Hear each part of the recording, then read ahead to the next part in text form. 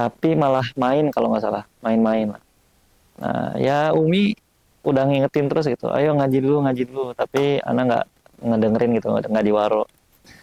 Kemudian sampai malam hari, ya karena anak asik main, akhirnya lapar dong, capek. Tapi sama Umi tuh nggak dikasih makan. Bismillah, Assalamualaikum warahmatullahi wabarakatuh.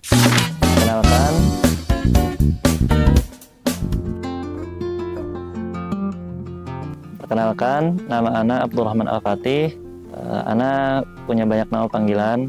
Untuk di rumah biasa dipanggil Rahman, Abiana biasa manggil Ana Fatih, terus pupu Ana ada yang sebagian manggil Ana Abdur. Tapi untuk sebagian besar ya dari SMP Ana akrab dipanggil dengan Emen. Hanya kalau misalkan ya yang paling enak sih Abdurrahman ya, sebagaimana nama yang disukai oleh Allah. Oh, terus Ana berasal dari Lampung. Kemudian untuk usia, insya Allah Ana memasuki 24 tahun, bentar lagi ke 25 tahun.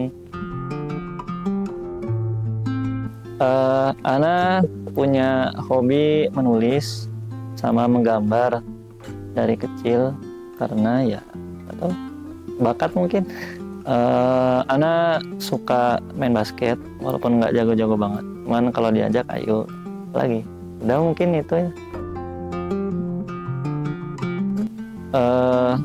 Untuk motivasi, Ana sendiri udah di ini ya, bahasanya mungkin di kader, udah digembleng terkait Al-Quran tuh dari kecil. Sama ya awalnya dari Umi yang menekankan untuk menghafal, bukan menghafal sih, ngaji dulu, ngaji biasa di TPA, terus ngaji tiap maghrib bareng Umi, tilawah paling sehalaman sehari.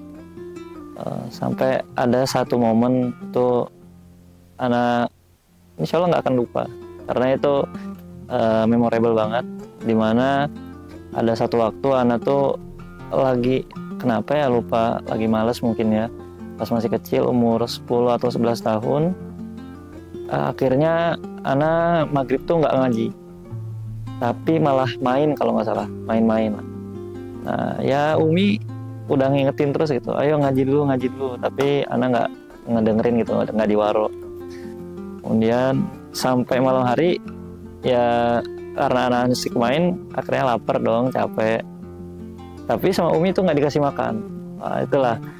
Bahkan ya namanya anak kecil kan merajuk gitu, di kasur mojok, nangis pura-pura gitu, sampai akhirnya nangis beneran karena saking laparnya. Umi tetap nggak ngasih makan hari itu. Ya sambil dibujuk juga dari balik pintu kamar tuh, ayo ngaji dulu, kalau ngaji baru dikasih makan. Mikir-mikir akhirnya karena udah saking laparnya, ya adalah akhirnya keluar kamar sambil nangis-nangis dibantuin ngaji satu halaman tuh. Sampai sekarang tuh masih kerasa, dan ya alhamdulillah dari situ kayak akhirnya sadar, tumbuh rasa kebutuhan terhadap Al-Quran itu sendiri. Dan di luar didikan orang tua, Ana alhamdulillah waktu SD itu dapat satu sahabat yang mendorong Ana, memotivasi maksudnya, motivasi untuk lebih gencar, bukan lebih gencar, lebih semangat gitu buat target hafalan. Karena dia nih kelihatannya biasa-biasa aja, maksudnya mujahadahnya itu ya normal ya, main-main terus belajar-belajar, tapi kuat banget hafalannya gitu, cepat iya, hafalannya juga kuat. Bahkan sampai kita pisah SD, SMP, SMA, liburan ketemu tuh, wah udah beres 30 juz duluan, hafalannya kuat, suaranya juga ya oke lah gitu. Dan ya pokoknya masih jadi kayak barometer gitu, orang nih bisa sampai di titik itu.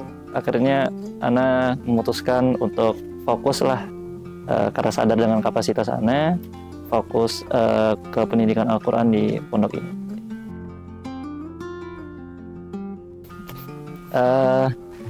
Masya Allah, itu cukup berkesan. Kenapa ya? Ana baru pertama kali merasakan mondok di dalam lingkungan komplek, dan Ana pikir ya kompleknya basic lah ya, biasa aja. Ternyata pas masuk, Villa Banu indah gede banget, Allah Akbar.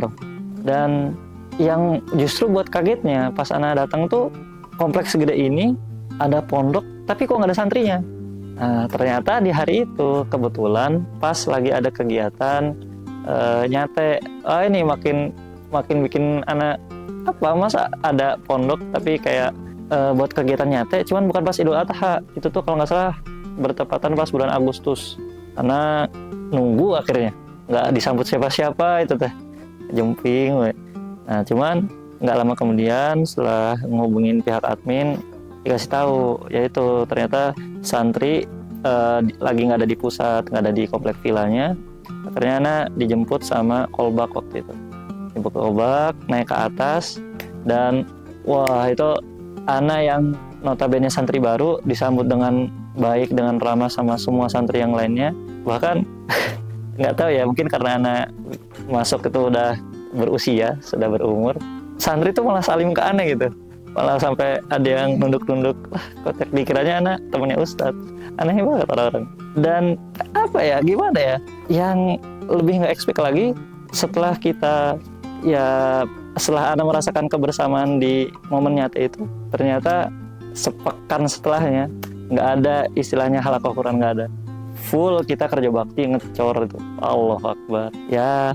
Tapi setelah Ana pikir kembali, justru itulah yang sebetulnya pernah Ana minta gitu ya, tentang bagaimana Ana bisa mondok tapi juga siap untuk bermasyarakat. Pun di situ Ana dapat banyak pelajaran, dan Ana merasakan apa ya, dari momen situ banyak keberkahan yang akhirnya Ana dapat gitu. Bahwa belajar itu bukan hanya tentang diam duduk di bangku atau ikut ke dalam halaqah, tapi juga ikut turun bermasyarakat.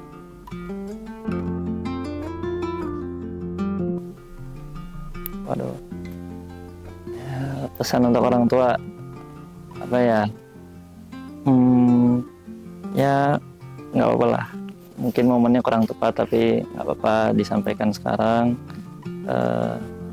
Buat Umi sama Abi, terima kasih karena telah memberikan banyak pelajaran kepada aku, yang mana hari-hari aku mondok tuh, meskipun kita terpisahkan oleh jarak dan waktu, tapi luas dekapan Umi sama Abi itu senantiasa terasa, membawakan kehangatan juga ketenangan. Karena aku yakin di sana meski kita tak bertatap muka, tapi Umi sama Abi selalu mengirimkan doa. Juga terima kasih karena sudah memberikan pelajaran untuk senantiasa melukiskan senyum yang indah, walaupun menyimpan lelah, letih, dan luka di baliknya. Juga terima kasih karena udah bisa mengorbankan banyak hal, banyak hak pribadi Umi dan Abi untuk senantiasa menjadi ruang aman untuk aku, untuk adik dalam menjalani problema dunia. Sebetulnya banyak yang ingin disampaikan, cuman karena waktunya nggak banyak, aku cuman minta semoga Umi sama Abi ridho terhadap perjuangan aku menuntut ilmu, dan semoga Allah meridhoi juga aku sebagai anak yang soleh untuk tidak bosan mendoakan Umi sama Abi di sana. Mungkin cukup ya. Oke, mungkin itu yang bisa Ana share saat ini. Kalau misalkan ada ya pertanyaan atau apapun itu, bisa mungkin nanti datang ke GRQ, kita ngobrol bareng. Itu aja ya. Assalamualaikum warahmatullahi wabarakatuh.